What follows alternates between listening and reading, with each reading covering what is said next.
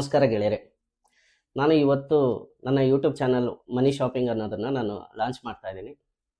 ಇವತ್ತೇ ಯಾಕೆ ಲಾಂಚ್ ಮಾಡ್ತಾ ಇದ್ದೀನಿ, ಇವತ್ತಂತ ಸ್ಪೆಷಲ್ ಏನಿದೆ? ನಮ್ಮ ದೇಶಕ್ಕೆ ಫ್ರೀಡಮ್ ಸಿಕ್ಕು 79 ವರ್ಷ ಆಯ್ತು.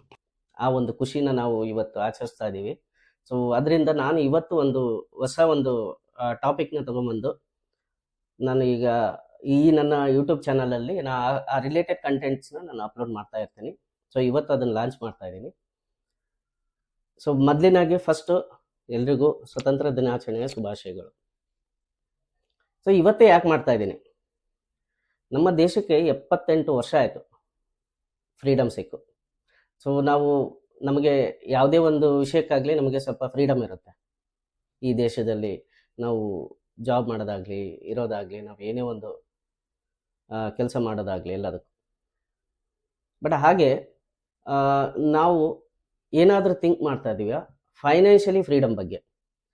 ನಮಗೆ ಹಣಕಾಸಿನ ವಿಷಯದಲ್ಲಿ ನಮಗೆ ಎಷ್ಟು ಸ್ವತಂತ್ರ ಇದೆ, ನಮಗೆ ಅದನ್ನು ಸ್ವಾತಂತ್ರ್ಯ ಗೌರ್ಮೆಂಟ್ ಕೊಡಲ್ಲ, ಅದನ್ನು ನಾವೇ ಕ್ರಿಯೇಟ್ ಮಾಡ್ಕೋಬೇಕು. ಅದನ್ನು ನಾವು ಎಷ್ಟು ಜನ ನಮ್ಮ ಇದರಲ್ಲಿ ನಾವು ಆಲೋಚನೆ ಮಾಡ್ತಾ ಇದ್ದೀವಿ, ಅದು ಬರೀ ಜನ ಏನು ಯೋಚನೆ ಮಾಡ್ತಾ ಇದ್ದೀವಿ, ತುಂಬ ಜನ ಏನು ಯೋಚನೆ ಮಾಡ್ತೀವಿ, ಇದು ನಮ್ಮಂಥ ಜನಗೆ ಮಿಡ್ಲ್ ಕ್ಲಾಸ್ ಆಗಲಿ, ಲೋ ಮಿಡ್ಲ್ ಕ್ಲಾಸ್ ಆಗಲಿ, ಅಪ್ಪರ್ ಮಿಡ್ಲ್ ಕ್ಲಾಸ್ ಆಗಲಿ, ನಾವು ಅದ್ರ ಬಗ್ಗೆ ಯೋಚನೆ ಮಾಡೋದಿಲ್ಲ. ಇದೆಲ್ಲ ನಮಗೆ ರಿಚ್ ಪರ್ಸನ್ಸ್ ಅವರೆಲ್ಲ ಥಿಂಕ್ ಮಾಡ್ತಾರೆ. ಅದು ಹಾಗಲ್ಲ.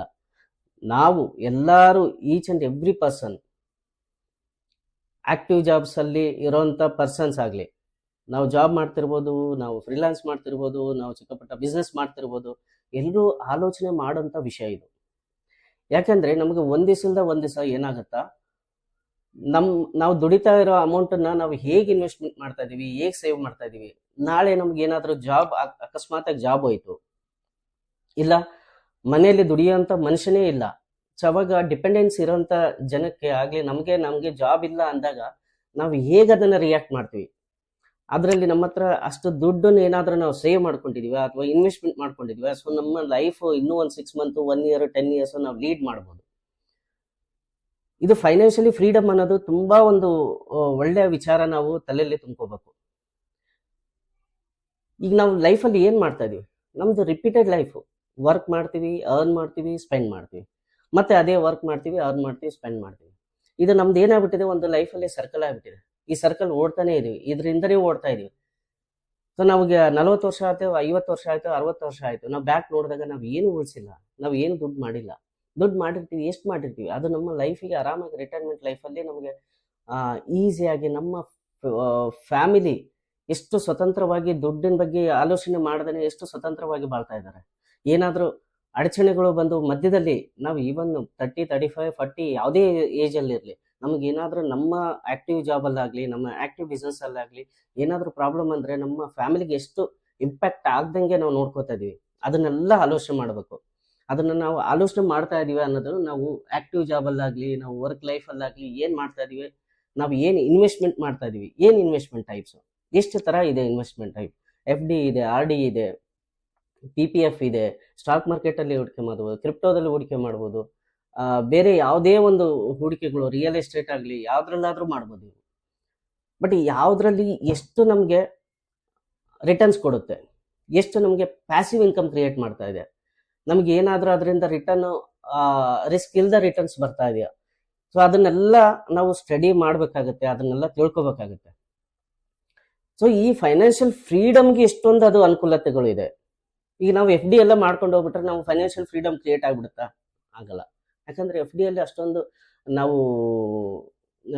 ರಿಟರ್ನ್ಸ್ ತೆಗಿಯೋಕ್ಕಾಗಲ್ಲ, ನಮಗೆ ಇನ್ಫ್ಲೇಷನ್ನ ಬೀಟ್ ಮಾಡೋಕ್ಕಾಗಲ್ಲ. FD ಅಲ್ಲಿ ರಿಯಲ್ ಎಸ್ಟೇಟ್ ಮಾಡ್ಬೇಕಂದ್ರೆ ರಿಯಲ್ ಎಸ್ಟೇಟಲ್ಲಿ ಸಾಮಾನ್ಯವಾಗಿ 10, 20 ಸಾವಿರ, 30 ಸಾವಿರ, 40 ಸಾವಿರ ದುಡಿಯೋರಿಗೆ ರಿಯಲ್ ಎಸ್ಟೇಟ್ ತೊಗೊಳೋದು ತುಂಬ ಕಷ್ಟ ಆಗ್ಬಿಟ್ಟಿದೆ. ಅದರಲ್ಲಿ ಇನ್ವೆಸ್ಟ್ಮೆಂಟ್ ಮಾಡೋದು ಕಷ್ಟ ಆಗ್ಬಿಟ್ಟಿದೆ. ಸೊ ಬೇರೆ ಯಾವುದು ಸ್ಟಾಕ್ ಮಾರ್ಕೆಟಲ್ಲಿ ಹಾಕ್ತೀರಾ, ಅದರಲ್ಲಿ ಹಾಕ್ಬೇಕು ಅಂದ್ರೆ ಅದ್ರ ನಾಲೆಜ್ ಇಲ್ಲ, ಅದನ್ನು ಹೇಗೆ ಅರ್ಥ ಮಾಡ್ಕೊಂಡು ಹೇಗೆ ಮಾಡ್ಬೇಕು ಅನ್ನೋದು ಕಷ್ಟ ಆಗ್ತದೆ. ಕ್ರಿಪ್ಟೋಲ್ಲಿ ಹಾಕ್ಬೇಕು, ಅದು ಹೈ ರಿಸ್ಕು.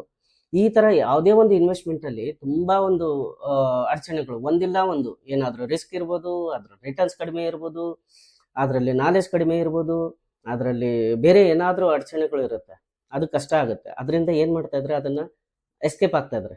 ಎಲ್ಲಿ ಇನ್ವೆಸ್ಟ್ಮೆಂಟ್ ಮಾಡೋದು, ಸುಮ್ಮನೆ ಬ್ಯಾಂಕಲ್ಲಿ ಸೇವಿಂಗ್ಸ್ ಆಗಿ ಇಟ್ಕೊಂಡ್ಬಿಡೋದು, ಇಲ್ಲ ಯಾವುದ್ರಲ್ಲಿ ಏನೋ ಒಂದು ಸ್ವಲ್ಪ ನಾಲೆಜ್ ಇಲ್ಲಾರ್ದು ಯಾರೋ ಒಂದು ಹೇಳಿದ್ರಲ್ಲಿ ಹಾಕ್ಬಿಡೋದು, ಈ ಥರ ಆಗ್ತದೆ. ಸೊ ಫಸ್ಟ್ ನಾವು ಫೈನಾನ್ಷಿಯಲ್ ಫ್ರೀಡಮ್ ಅಂದ್ರೆ ಏನು ಅರ್ಥ ಮಾಡ್ಕೊಂಡಿದ್ದೀರಾ ನೀವು? ಫಸ್ಟ್ ಫೈನಾನ್ಷಿಯಲ್ ಫ್ರೀಡಮ್ ಅನ್ನ ಅರ್ಥ ಮಾಡ್ಕೊಳ್ಳೋಣ. ಈ ಫೈನಾನ್ಷಿಯಲ್ ಫ್ರೀಡಮ್ ಅಂದ್ರೆ ಏನು? ನಾವು ಈಗ ದುಡಿತಾ ಇದೀವಿ, ಒಂದು ಏಜಲ್ಲಿ ಒಂದು ದುಡಿತಾ ಹೋಗ್ತಾ ಇರ್ತೀವಿ.